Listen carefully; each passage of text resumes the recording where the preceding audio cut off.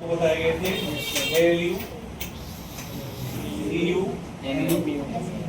और तीनों के बारे में आपको जानकारी रखना चाहिए। ये तीनों के बारे में आपको पता होना चाहिए। अब देखिए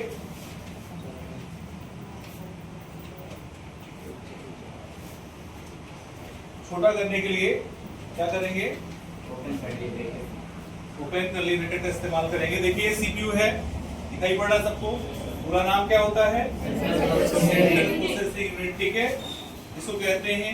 अब इसके एक एक पार्ट के सभी चीजों के बारे में बताएंगे आपको एकदम प्रैक्टिकली। इससे आप सभी लोग जो नए हैं जो पुराने हैं सभी लोग जानेंगे।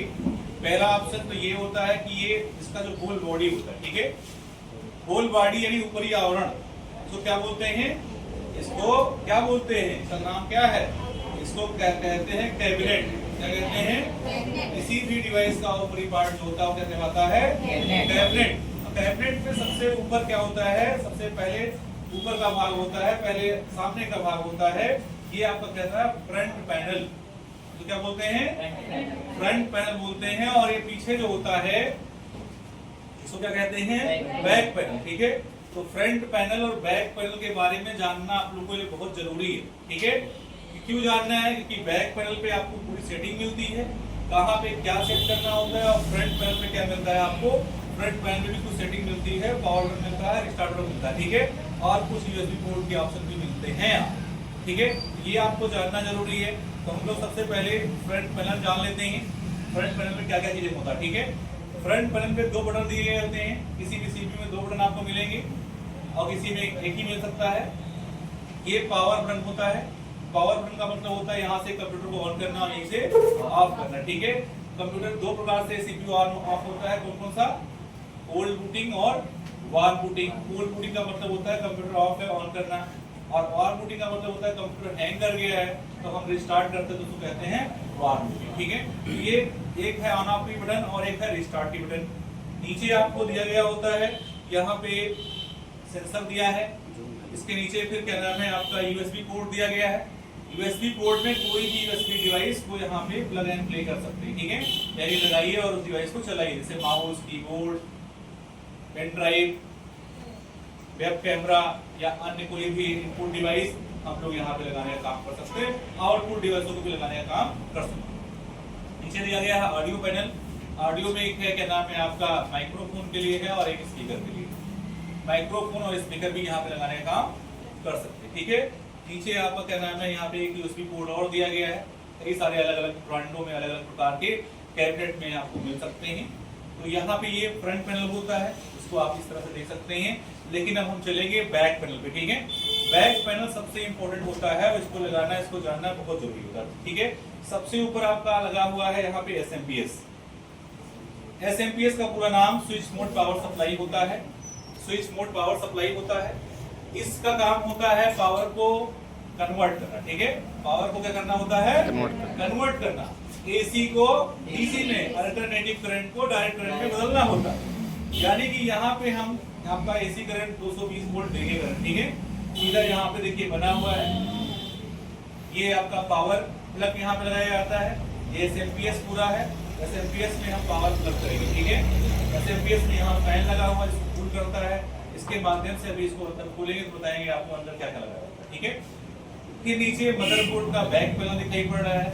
मदरबोर्ड के बैक पैनल पे सबसे ऊपर आपको दिखाई पड़ रहा है दो ऑप्टिकल माउस को लगाने का, कीबोर्ड को लगाने का बटन दिखाई पड़ रहा है। लेकिन अब ऑप्टिकल जो होता है वो नहीं आता, ठीक है, इसलिए USB आता है।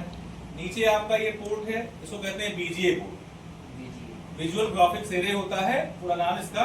यहाँ से हम आउटपुट निकालते हैं, यहाँ से क्या निकलता है, आउटपुट जो मॉनिटर में जाता है।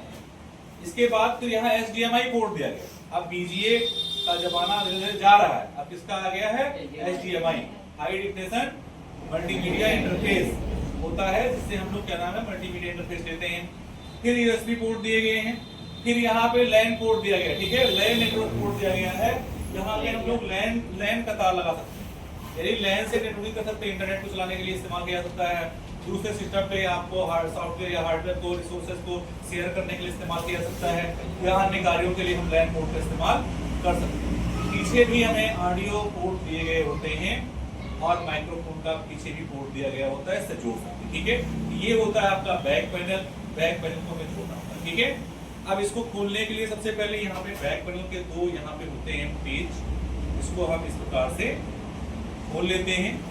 किसी में स्क्रू ड्राइवर लगा होता है, पुराने मॉडल में, नए मॉडल में ऐसे होता है। खोलने के बाद में ये प्लेट निकाल देंगे और हमेशा ये जो खुलेगा ये लेफ्ट साइड खुलेगा। ठीक है, लेफ्ट साइड का प्लेट खुलेगा, राइट साइड का नहीं खुलेगा। ठीक है, क्योंकि राइट साइड में लगा होता है, कसा होता है आपका मदर। ठीक है, ये खुल जाएगा। खुलने के बाद इस प्रकार से इसको हम देख सकते हैं। ठीक है, ये आपका इसके अंदर ज्यादा कुछ नहीं लगा हुआ है, बहुत कुछ है। ये सीपीयू का अंदर का पार्ट दिखाई पड़ रहा है। ठीक है, इसमें बहुत सारे तार दिखाई पड़ रहे ना। तार के अलावा फिर क्या है यहाँ पे, ये आपका एसएमपीएस है, switch mode power supply. Power supply को सीधे कहाँ जोड़ा गया है, यहाँ पे जोड़ा गया है अंदर। ठीक है, ये आपका क्या है, आपका जो पावर सप्लाई है एसी से डीसी में कन्वर्ट हो रहा है, वो कन्वर्ट होकर कहाँ जा रहा है, मदरबोर्ड।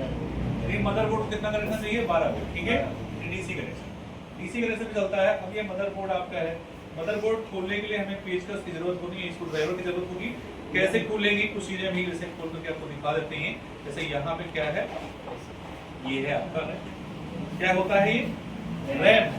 इसका पूरा नाम क्या होता है, रैम मेमोरी। इसको प्राइमरी मेमोरी कहते हैं। और इससे हम क्या कर सकते हैं, इससे हम लोग अपने सिस्टम को चलाते हैं और हमारा सिस्टम क्या होता है, एग्जीक्यूट करता है। इसका मतलब ये जो लिखा गया है, ये भी कहाँ लिखा गया, रैम पे। जब इसको सेव करेंगे तो कहाँ जाएगा, सेकेंडरी मेमोरी, हार्ड डिस्क या एसएसडी में जाएगा। इसके बाद इसके अंदर एसएसडी भी यहाँ पे लगा हुआ है। ये आपका फैन है, कूलिंग फैन, क्योंकि इस कूलिंग फैन के नीचे ही लगा हुआ है मेन पार्ट, जो कहते हैं सीपीयू। तो पूरा डिब्बा सीपीयू कहेंगे, लेकिन ये सब पार्ट उसके थे।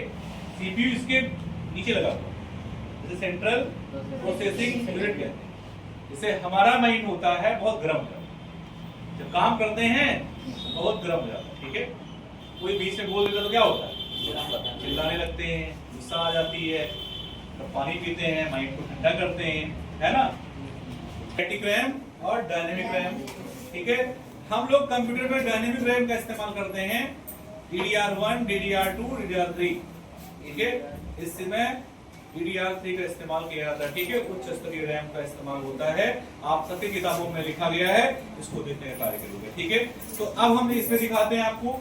एसएमपीएस हो गया, यहाँ पे आपका सीपीयू सेंट्रल प्रोसेसिंग यूनिट रखा होता है, यहाँ पे लगा होता है।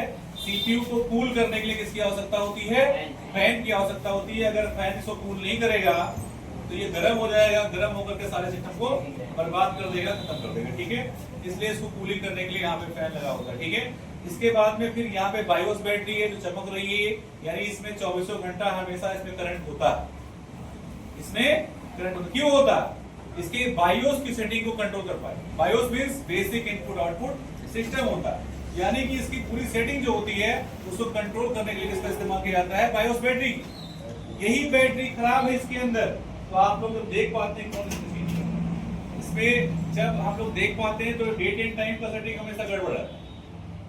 डेट एंड टाइम की सेटिंग हमेशा क्या होता है, एरर हो जाता है, खराब हो जाता है। ठीक है, क्यों, कि बायोस बैटरी डी कुछ, ये बायोस बैटरी जब इसके अंदर रहेगा तो इसके सभी सेटिंग को कंट्रोल करके रखेगा। इसलिए याद रखिए आप लोग, बायोस जो होता है वो क्या करता है, बायोस बैटरी सभी के नाम सेटिंग को कंट्रोल करके रखता है। ठीक है, इसके बाद यहाँ रैम का स्लॉट है, 2 स्लॉट होते हैं, एक साथ 2 रैम लगा सकते हैं। कितने रैम लगा सकते हैं, 2।